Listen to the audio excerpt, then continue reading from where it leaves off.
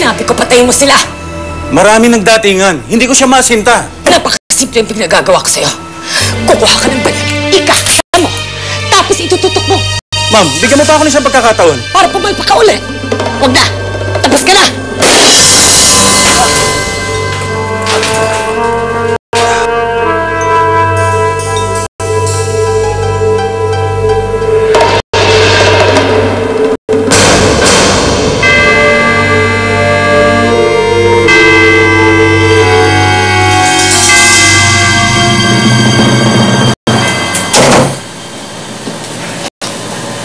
Bakit ganyan ang reaksyon niyo? Para kayong nakakita ng multo. Kinulat mo na kami. Kailan ka pa dumating? This morning, nagpunta nga ako sa bahay ni ate, tapos sabi nila doon na dinala daw siya sa ospital. Kamusta na ang best friend ko? Ito, nangihina. Balita ko, ikakasal na kayo. Totoo ba yun, Adrian?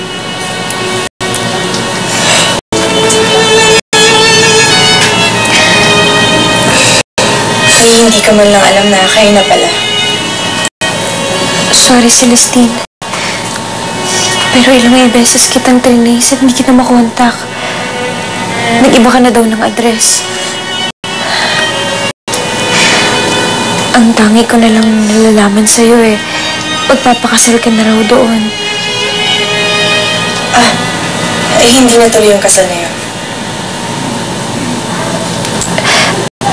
Celestine, pinilit kong kontakin ka para sabihin sa'yo na kami na ni Adrian, pero... Okay lang yun. Basta ang importante, nandito na ako. Magkakasama na tayo ulit. Tulad ng dati. Di ba, Adrian? Oo. Tulad ng dati. Sino mag-aakala na kayo rin palang magkakatuluyan? Congratulations. Talaga? Bagay kayo. Talaga, Celestine? You mean that? Oo. Masaya ako para sa inyo. Thank you. Masaya akong malaman yan.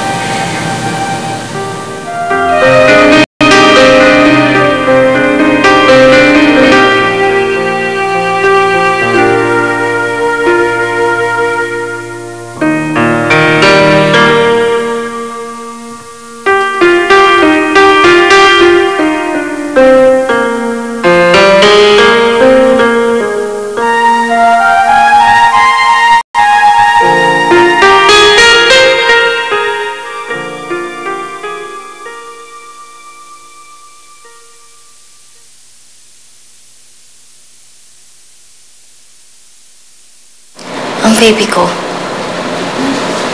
Matulog ka muna. Nasaan ang baby ko? Gusto ko siya makita, nasasabik ako sa kanya. Magpahinga ka muna. Tatawagin mo si doktor.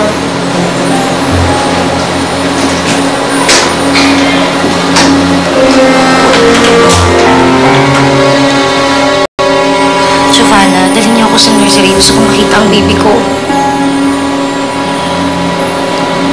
Yana, nagka-problema kasi nung nanganak ka. Ha? Nasaan ang baby ko? Gusto ko siyang makita. Yana, wala na siya. Anong wala?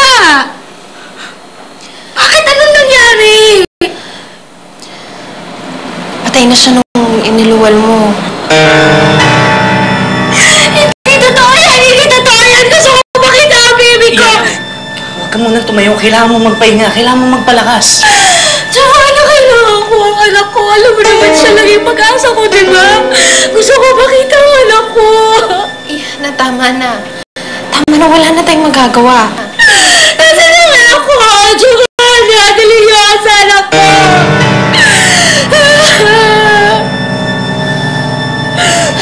Hindi totoo yung sinasabi niyo.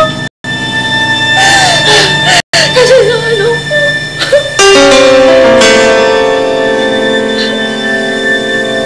Nandito tayo ngayon sa St. Francis Hospital kung saan na-confine ang mag-ina ng dating Anti-Drug Task Force Chief na si General Juan Rojas.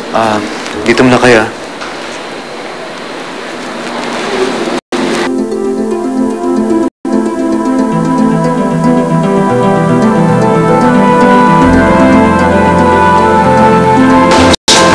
General Rojas, may kinalaman po ba ang drug syndicate sa mga aksidente ito? General, tinatakot daw kayo ng mga drug lords? Gumaganti po ba ang mga drug lords dahil sa marami sa kanila ang naipakulong na ninyo? Gusto ko linawin na aksidente nangyari, no foul play, wala akong sinisisi sa nangyari. Isang taon na ako wala sa serbisyo.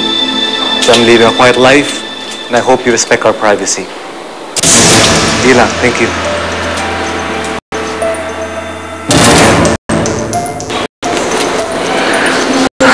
Halika na. Dito tayo dumaan. Halika.